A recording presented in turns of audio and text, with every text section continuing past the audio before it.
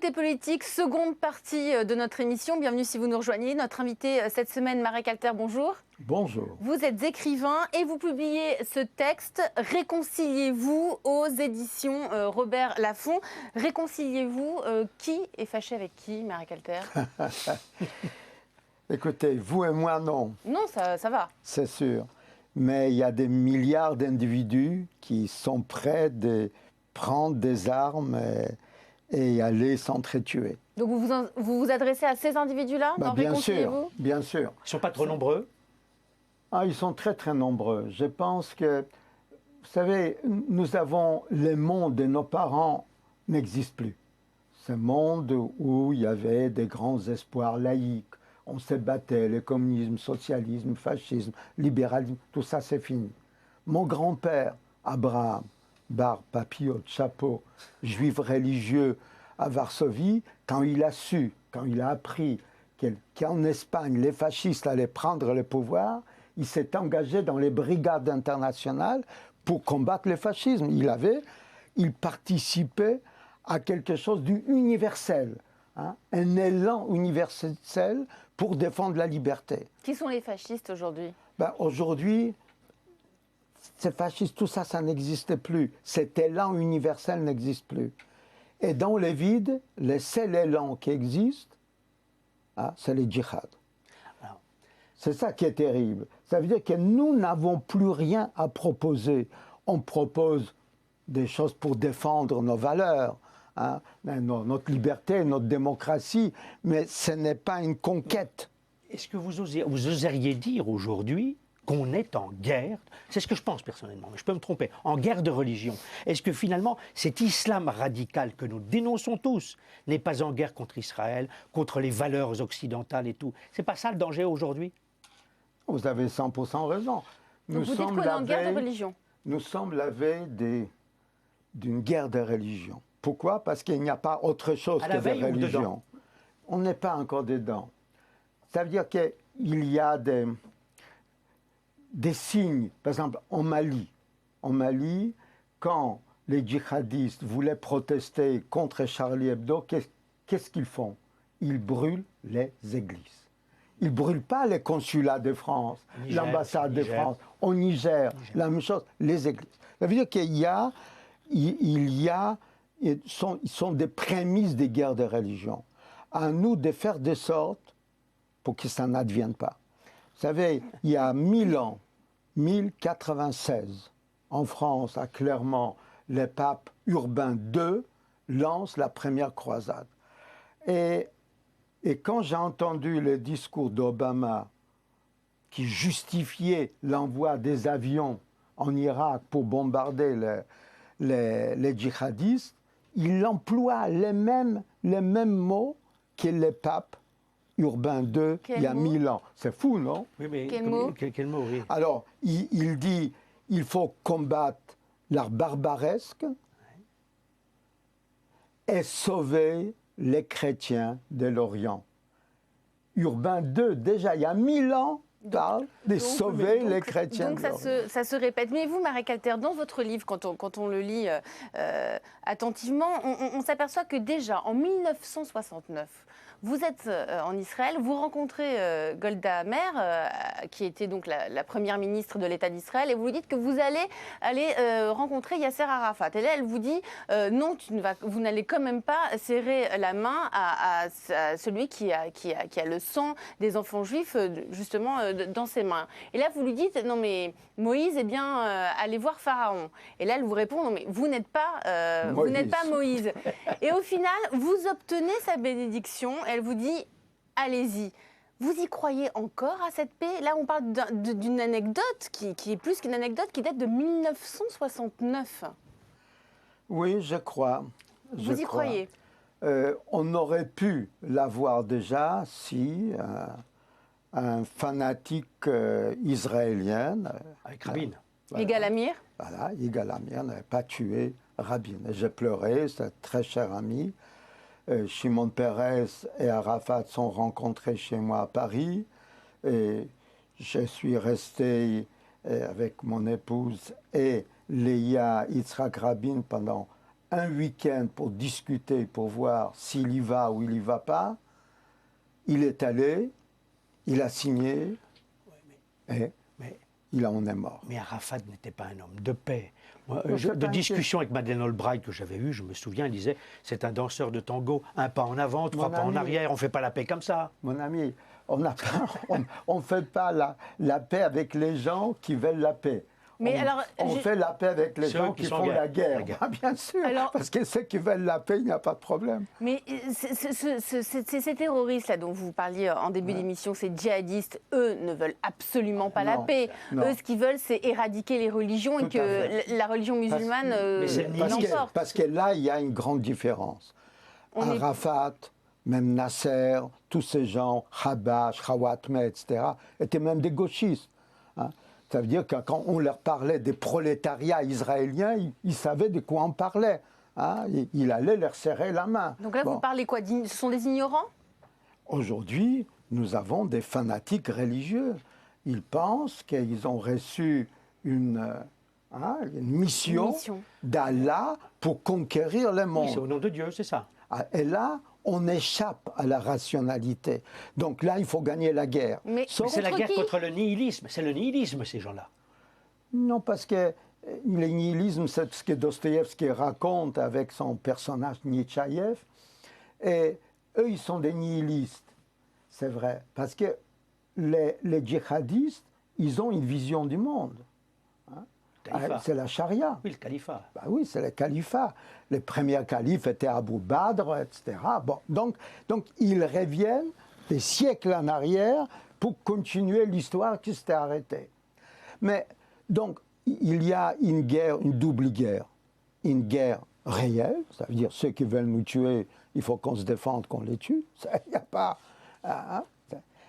Quand les révoltés des ghettos de Varsovie ont pris des armes, ce n'est pas pour discuter avec les nazis. Donc, oui. Et la Mais- deuxième? Et puis la deuxième, c'est le monde qui nous regarde. Ça veut dire qu'il y a un combat idéologique, médiatique, des désinformations. Vous ouvrez le net, vous voyez ce qui se passe. C'est extraordinaire. Et ces combats-là, il faut gagner. Or, nous ne sommes pas prêts. Voilà. Mais- Voilà, tout à l'heure, vous disiez, Marie Calter, vous parliez d'Obama, qui disait il faut sauver les chrétiens d'Orient, qui avait le discours de celui de Urbain II. Bon, on va attaquer l'État islamique, mais en même temps, est-ce que vous trouvez qu'Obama est quand même cohérent dans ce qu'il fait pour défendre la paix? Son attitude vis-à-vis d'Israël aujourd'hui, son jeu avec l'Iran, que je trouve quand même particulièrement dangereux, soutenant quand même ou discutant avec un État qui est suppôt du terrorisme. Ne nous masquons pas le visage. Et il nous a déçus, Obama, c'est vrai, il nous a déçus. On a pensé qu'on aura affaire à un grand président, pas parce que c'était le premier président noir. Ce qui était extraordinaire, qu'un mois après, on a oublié qu'il était noir. Comme quoi le racisme n'est pas ancré dans nos gènes. Hein. Non, voilà, il est noir, il est blanc, peu importe, etc. On les Le juge. peuple juge sur les actes. Exactement. Sur les actes. On les Mais juge sur il les n'est actes. pas bon. Et il n'est pas à la hauteur. Alors, le problème dans cette guerre, je parle de la première dont vous parliez, des personnes qui veulent tuer les chrétiens, tuer les juifs, elle est incarnée par qui? Parce que finalement, personne ne l'incarne, ce mouvement. C'est très important ce que vous dites. Et c'est pour ça qu'il nous est difficile de le combattre. Hein. C'est-à-dire, nous sommes habitués d'avoir un visage en face. C'est ça. Hein. Contre ces visages, blocs ou des on armées. mobilise. Oui, alors il est présenté par un président, par un général, Kutuzov, chez Tolstoï, La guerre et la paix, etc. Mais là, il n'y a personne. C'est ça. Il n'y a personne. Et c'est ça leur force. Leur force. Ben oui, Ouais. c'est leur force. Ça veut dire que nous faisons la guerre et nous ne savons pas où est le centre, où est l'état-major. Où est le commandement, On ne peut ou pas le centre arrêter de tous commandement. Ces loups solitaires dont on parle, Ils ne sont pas solitaires. enfin loups solitaires, quand ils agissent à un ou à deux. Oui, il y a toujours une organisation derrière. Il y a toujours Le une problème, c'est organisation, qu'elle n'est une pas incarnée. idéologie. Une idéologie. Une idéologie, et cette idéologie, il faut la combattre. Alors, Alors justement, Marek Alter, il faut combattre. Qu'est-ce que vous, qui êtes un homme de paix, qu'est-ce que vous préconisez pour pouvoir, sur le terrain, comment peut-on combattre cette nouvelle guerre qui n'est pas incarnée? On ne sait pas vraiment réellement à qui on a affaire. Vous allez sourire. Hein. Vous allez sourire ce que je vais dire. Hein. Quand vous voulez parler, l'islam représente 1,3 milliard d'individus. Ce n'est pas rien. Nous, les Juifs, c'est 14 millions. On fait beaucoup de bruit, on s'agite beaucoup, on nous agite beaucoup, mais on est très peu nombreux. 1,3 milliard, plus de 2 milliards de chrétiens, 800 millions de bouddhistes, et ainsi de suite. Bon. Nous n'avons jamais parlé à ces musulmans en les valorisant. Jamais. Jamais. C'est-à-dire que où ils n'existaient pas, on partait des principes qui doivent être comme nous, etc. Bon. À l'école, hein, on ne dit rien pour que les petits Mahomet se sentent reconnus. Hein, on lui donne des leçons de morale. Alors donc il faut dès la base, dès l'école, dès l'éducation, changer notre façon de faire. Je vous donne un exemple. Il y a Martine Aubry voulait que je vienne à Lille parce qu'il y avait quelques écoles dans lesquelles les enfants ne laissaient pas parler de la Shoah. Pourtant, c'est inscrit dans le programme. Les profs arrivent et les mômes tapent, ils ne laissent pas. Donc, elle s'est dit, un type comme moi, Varsovie, les nazis, machin, il va les toucher. J'arrive, et au lieu de parler de moi, je parle d'eux. J'ai dit, les enfants, est-ce que vous faites des mathématiques? Oui. Qui a inventé les chiffres? Les Romains. Est-ce que les Romains connaissaient les mathématiques? Non. Pourquoi? Parce qu'ils ne connaissaient pas les zéros. Qui a inventé les zéros? Les Arabes. Et d'un seul coup, j'ai senti que les membres commençaient à s'intéresser. J'ai parlé d'eux.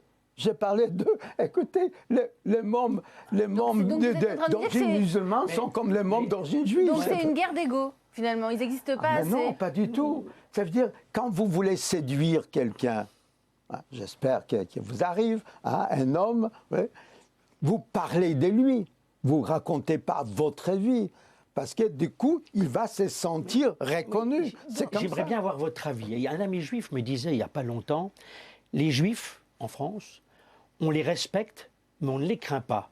Et il me disait des musulmans, on ne les respecte pas, mais on les craint. Est-ce que c'est pas un peu ça? C'est possible. C'est possible. Bon, d'abord, ils sont 6 millions. C'est quand même autre chose que 600 000. Donc vous dites que... Allez-y, pardon.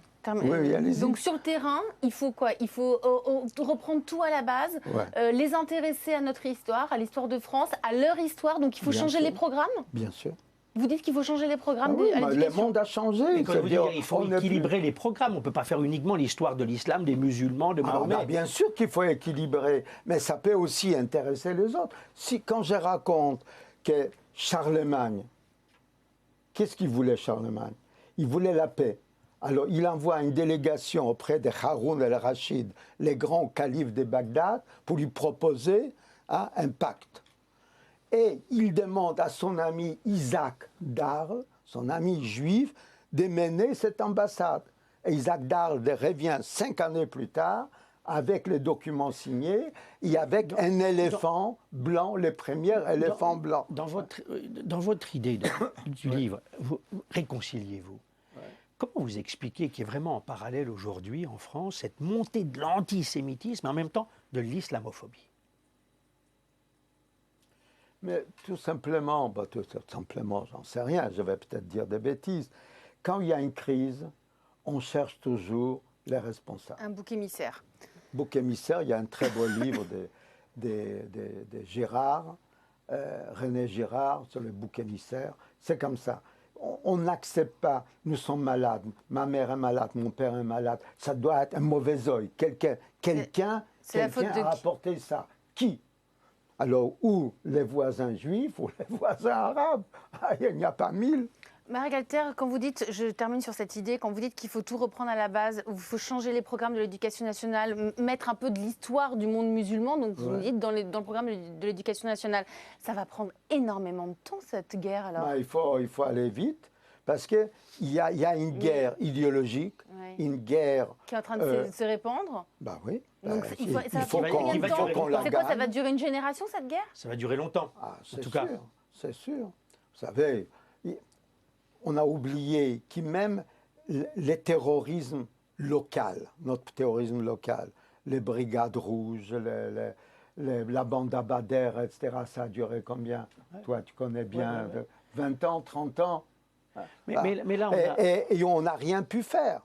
Or, là, c'est un terrorisme qui est géré de l'extérieur ou qui s'appuie sur des minorités musulmanes dans tous les pays de l'Europe.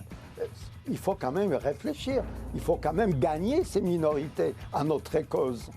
Merci Marek Alter, je rappelle que vous êtes écrivain, vous venez de publier ce livre, Réconciliez-vous aux éditions Robert Laffont. À très bientôt et à la semaine prochaine dans un nouveau numéro de Tout est politique. Belle semaine à vous.